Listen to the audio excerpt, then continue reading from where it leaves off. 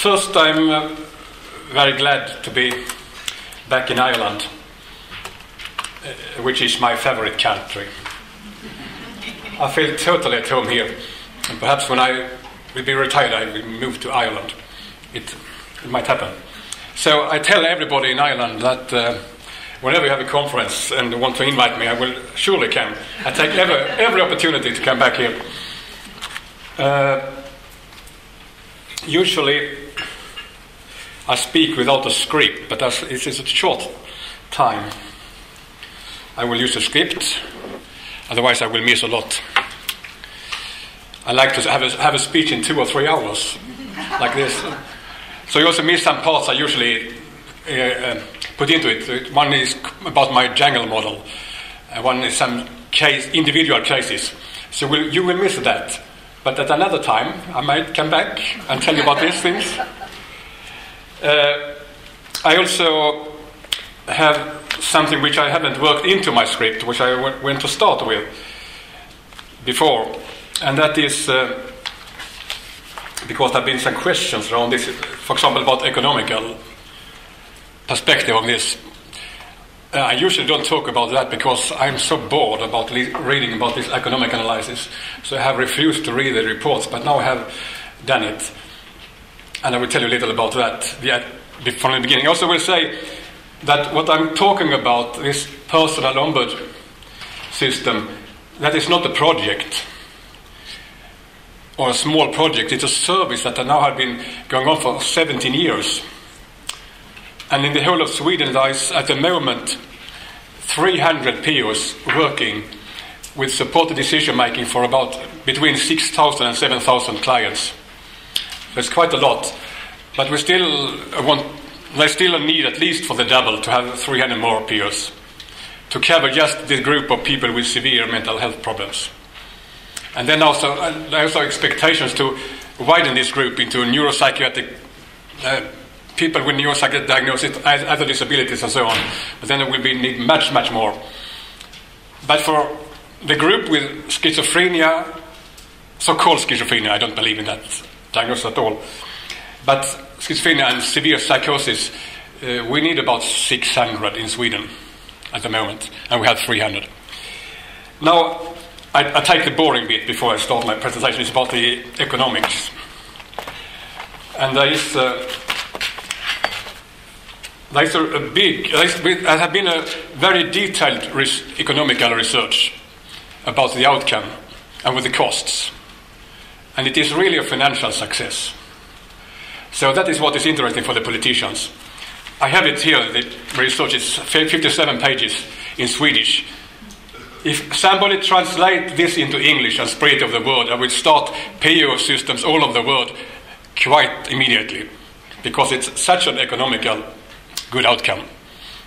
Done by the National Health Board of Sweden through some national economist researchers. And the outcome of this is, very shortly, that if the government spend €1 into this, in 5 years they will get 17 euros back. That is really a profit for the government. So spending €1 and getting 17 back, that is a good business. They have counted and say that the costs in Sweden, not the cost for PO, the cost for all kind of support for this group of people. And they have taken into account everything, psychiatry, social service, a lot of other things, living, supported living and everything. The cost per client in a year is about between 35,000 and 40,000 euro. With a PO, already after 1 year, you cut that down with 17,000 euros, almost 50%. And after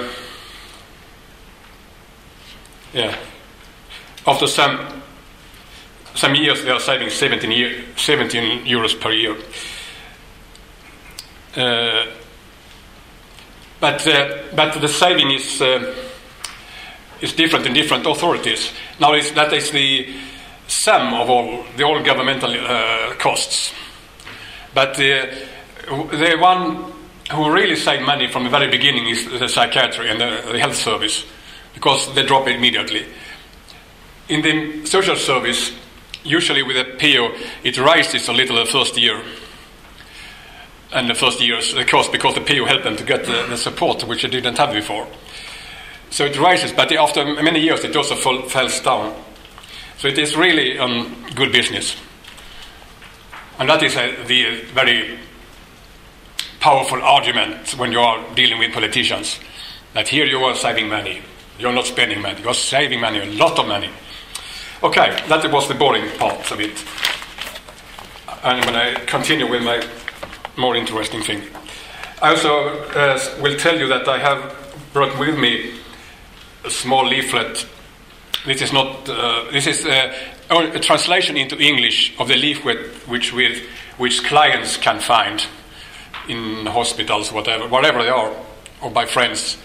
So it's not too much information. It's just enough for some person who read and think, oh, I should have a PO.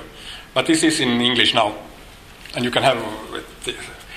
I don't know if I put it somewhere or I send it around. Perhaps send it around it. Now, back to business. Now I will tell you a little about our service, PO Skåne, which is not all POs in Sweden, but our service, which we started in 1995, that is 17 years ago. It has become well known all over the world, especially in connection with the UN Convention on the Rights for Persons with Disabilities, the CRPD. Our service is, for example, presented in the World Report on Disability, published by the World Health Organization and the World Bank in 2011. But our service started 10 years before the UN Convention was adopted in another context, namely the experience of us who are users and survivors of psychiatry and our ideas of the support we think we might need in certain situations. It's hard to translate our Swedish word personligt ombud into English. The most accurate translation is probably personal agent, but I usually translate it as personal ombudsman to be able to use the same abbreviation in English as in Swedish, namely PO. And personal ombudsman has now become the established translation, figuring already in hundreds of international texts. Before I go into details about our PO service, I will tell you a little about its connection with the UN Convention, as this gives a clear idea of what the personal ombudsman is all about. In January 2006, I presented the PO Skåne in the UN headquarters in New York. It was in a so-called side event during the lunch break of the ad hoc committee which was preparing the CRPD. There were usually 3 or 4 such side events during the lunch breaks between the 2 daily sessions, and they were part of the official program. Our side event was organized jointly by the World Network of Users and Survivors of Psychiatry, Mind Freedom International and Inclusion International, and was sponsored by the state of Canada, which means that we gave free lunch to everybody. The state of Canada paid it. They didn't have to go to the restaurant. The UN restaurant, they could sit there instead and have free lunch. The hall was overcrowded, which meant that many of the UN ambassadors couldn't find a chair, but had to sit on the floor to listen to our 6 speakers. The purpose of our side event was to convince the state delegates of the necessity of making a radical paradigm shift when coming to Article 12 of the Convention, the article on legal capacity. Besides arguing from a human rights perspective in a theoretical way, we thought that we also had to present some practical examples of supported decision-making to show that this is possible also for persons with the most severe psychosocial and intellectual disabilities. We had to combat the argument of guardianship as a last resort for this very difficult group by showing through concrete examples that guardianship and other forms of substituted decision-making aren't necessary. The responses from the audience were overwhelming. The state delegates were very enthusiastic about our peer service, although they didn't know whether it was possible to implement something like that in their own countries. And I remember especially the head of the disability unit at the US Ministry of Justice, who came to me after my presentation and said, "Oh, this is very good, but that is Sweden. You have many of that kind of things. I don't think it's possible here in America." But he liked it very much. I haven't shown him this. I should send this report, the economical analysis, to him, if I translate it. Okay. Anyway, our side event had its effect.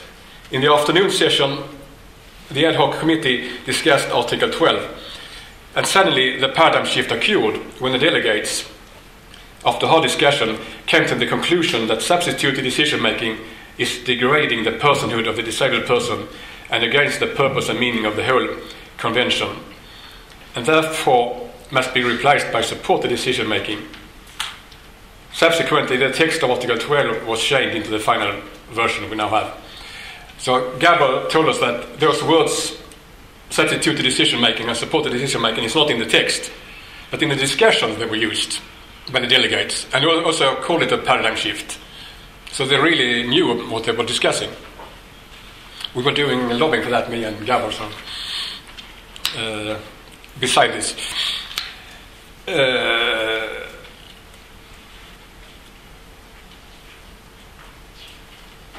Article 12 of the CRPD clearly states that all forms of guardianship are against the Convention and should be abolished. For persons who have difficulties to express or communicate their decisions and wishes, the state should take appropriate measures to provide the support these persons may require in exercising their legal capacity. This means that decision-making shouldn't be taken away from them and handed over to another person, such as a guardian, but remain with the disabled persons themselves, although they might need some help to express and communicate their decisions. Substituted decision-making should be abolished and replaced by supported decision-making. As Personal Ombudsman is a concrete example of supported decision-making, there is a great interest in this model now when many countries are considering the option of abolishing their old guardianship systems. And because of this, I have presented our service in a range of European cities, from in the northwest Oslo, southwest Lisbon, southeast Ljubljana, and northeast Riga, and a lot of cities between. And actually, also here in Ireland, I presented in Killarney in 2005. Before I go into details about how the peer service works, I will go back to the very beginning in 1995. The Swedish system with personal ombudsman came out of the Swedish psychiatric reform in 1995. The committee preparing the reform had noticed that something essential was missing concerning the support persons with psychiatric problems received from society. The municipalities had developed quite good programs for housing, rehabilitation, supported employment, and so on. But nevertheless, the support for persons with severe psychosocial disabilities didn't work very well.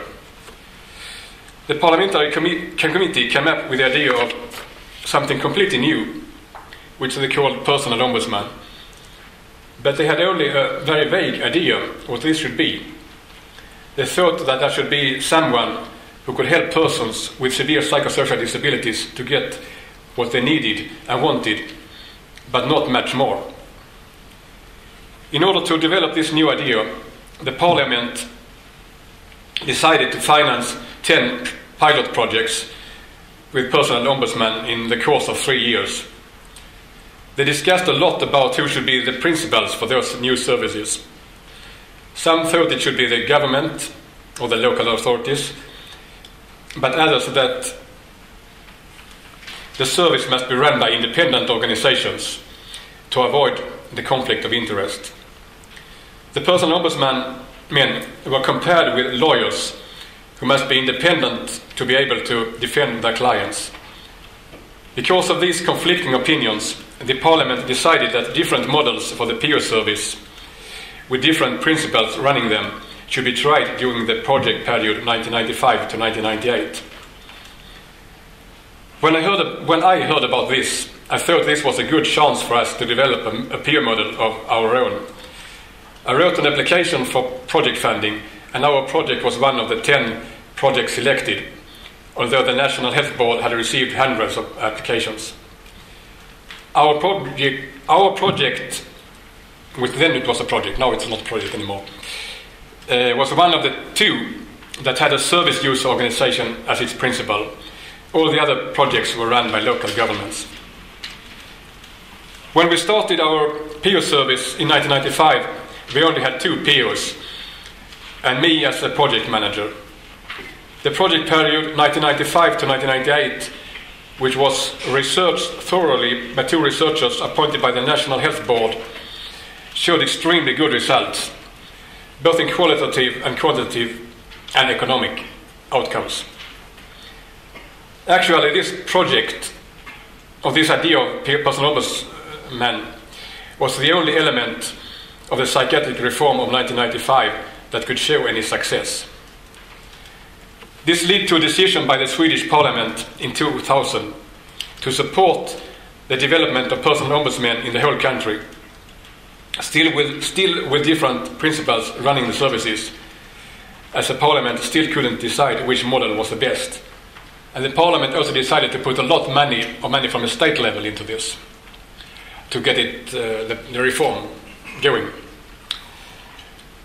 As the PO now had become a permanent service and with much wider spread than during the project period 1995 to 1998, we also decided to reorganize our own service.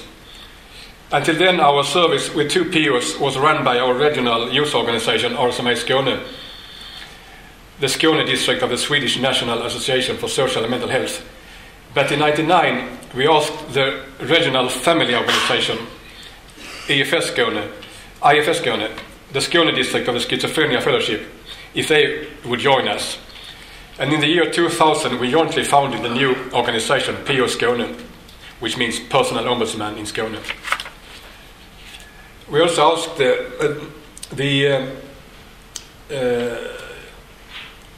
General Secretary of the Parliamentary Committee, whose name is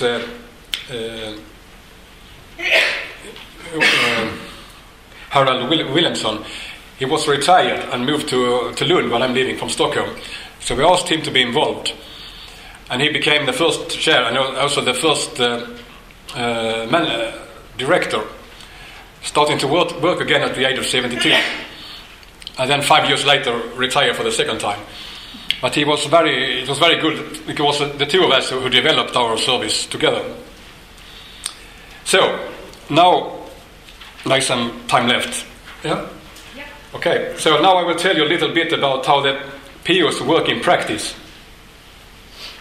As the time is short, I will use bullet points to address the main features of the service. First, a definition. A PO, the personal ombudsman, is a professional, highly skilled person who works to 100% on the commission of his clients only. The PO is in no alliance with psychiatry or the social services or any other authority, and not with the client's relatives or any other person in his or her surroundings. The PO does only what his client wants him to do, as it can take a long time, sometimes several months, before the client knows and dares to tell what kind of help he wants. The PO has to wait, even though a lot of things are chaotic and in a mess. So that is one of the first things we learn the new POs, not to intervene, not to start doing things. There must be, when you have interviews with us, could you imagine yourself going into a room, meet a person, and there's no furniture at all, and he is cooking tea on the floor in something which you have out when you're out in the wilderness. Could you sit down on the floor and drink a cup of tea? Or could you come into an apartment which is totally dirty and don't start doing anything until this person asks you to do that, which could take several months. So if they accept that kind of things, they could become a PO. This also means that the PO has to develop a long-time engagement for his clients, usually for several years. This is a necessary condition for developing a trustful relation and for coming into more essential matters. In our service with personal ombudsmen, the most important thing has been to develop ways to work which are adjusted to this special group of persons with mental health problems of the most difficult kind. And then I mean persons who, for example, live totally in a symbolic world of their own, very hard to communicate with, or people who live barricaded in their apartment and don't open the door for anybody, almost anybody at all, or people who are living with psychiatric problems as homeless in the streets. So we have been focused on those, because if you can work for those, it works for everybody.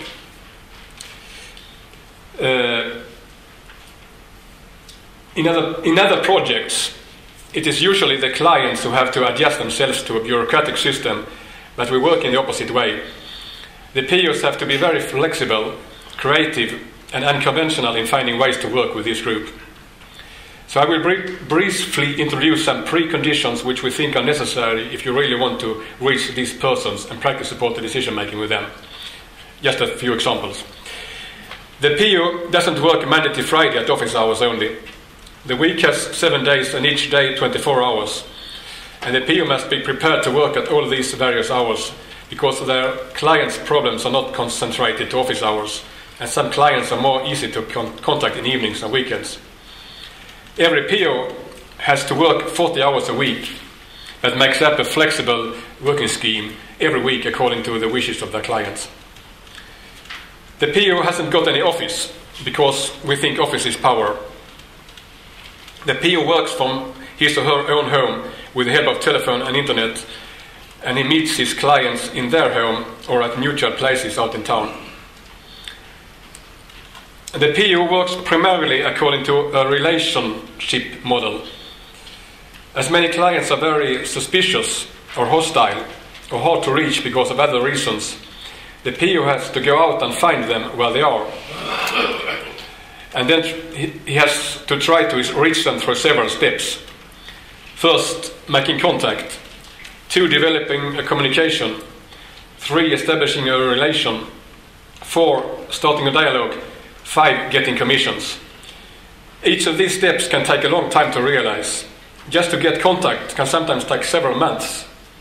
It could mean going out and start talking with a homeless psychotic person in a park, or talking through the mail drop with someone who lives very barricaded.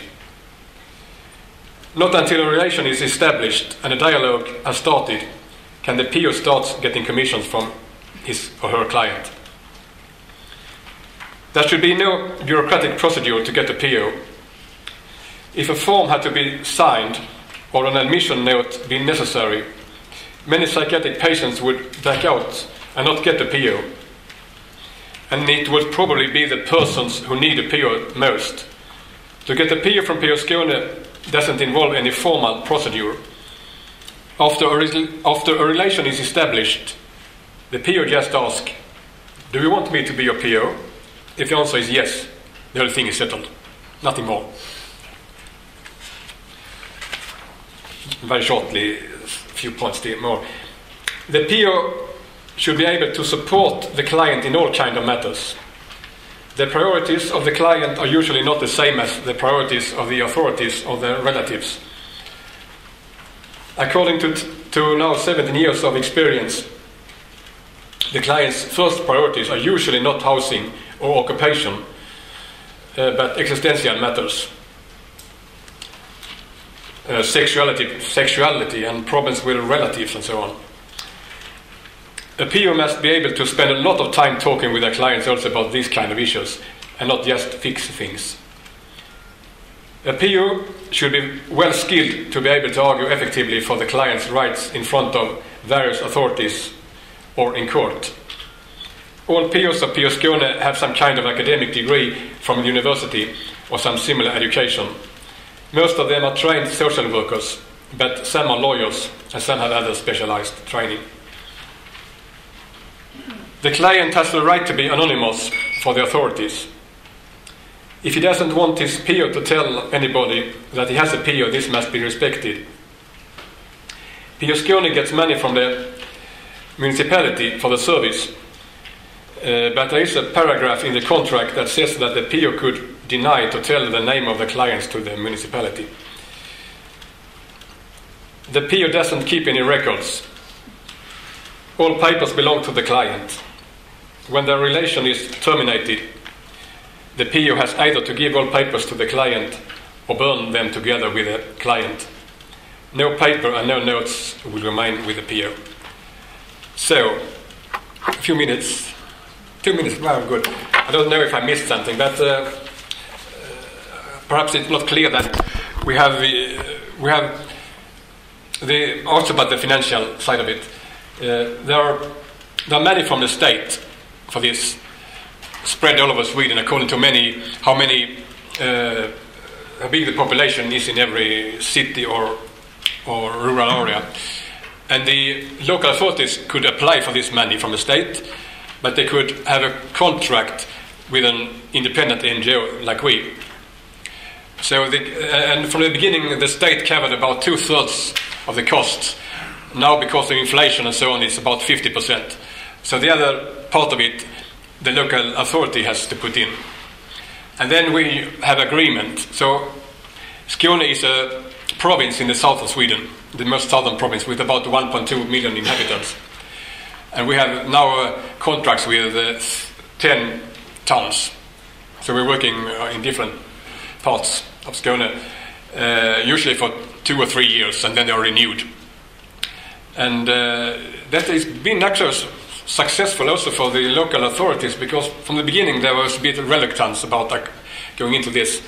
But now when they have seen that it works very well, so in a few towns they have actually expanded it to more POs, which they pay 100% themselves without any grant from the state. And that is so you see that they find it also in the financial, and they also see the outcome of it as something worthwhile. Thank you.